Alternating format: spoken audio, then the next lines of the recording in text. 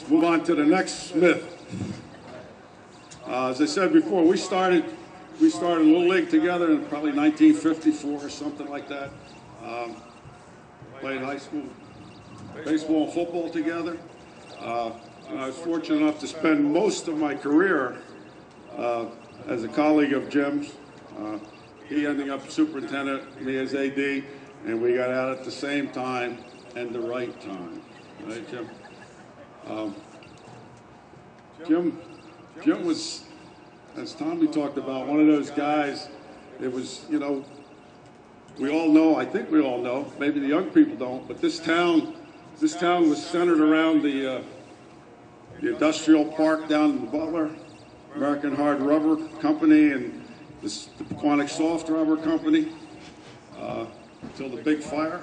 It was an integral part of town, and you know, my dad worked in the mill for 41 years, and I know a lot of other people had relatives who grew up in town who worked there. This town would close down on a Saturday in the old days for games, right guys?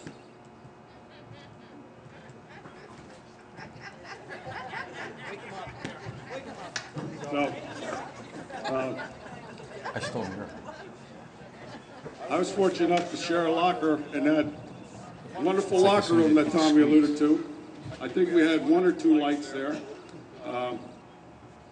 Jimmy had the distinction of getting more tape than anybody on the team, so what we started to do, when the day was over and he cut it off, we started making a ball of it. I think by the end of the season, like this.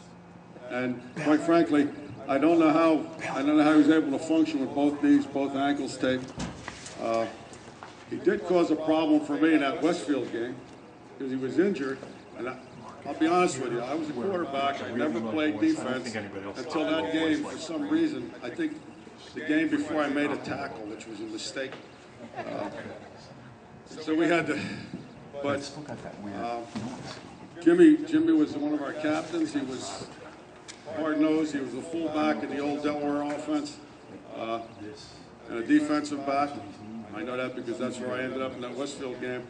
But more importantly, as Tommy alluded to, what he did for Butler, a lot of what he did for Butler High School, nobody really realized. Example, in the early 90s, we started a football camp here, and Jimmy was, at the time, the principal of middle school, and we had to get into the building, so Jimmy, on the weekend, during the week, because he had his black seal, he'd open the building for us. Just little things like that worked the camp, and as an administrator, I think he, in my 40 years, he was unparalleled. Besides being a good friend and a colleague. Jimmy Smith.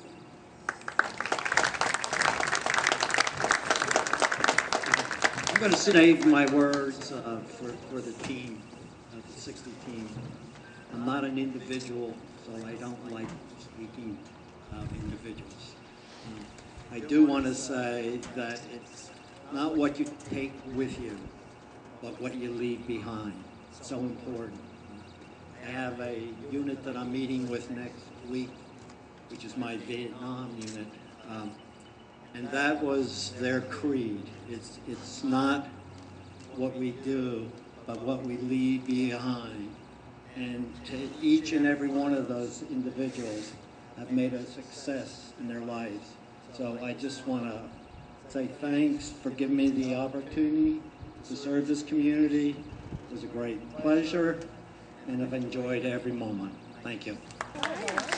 Jim Smith.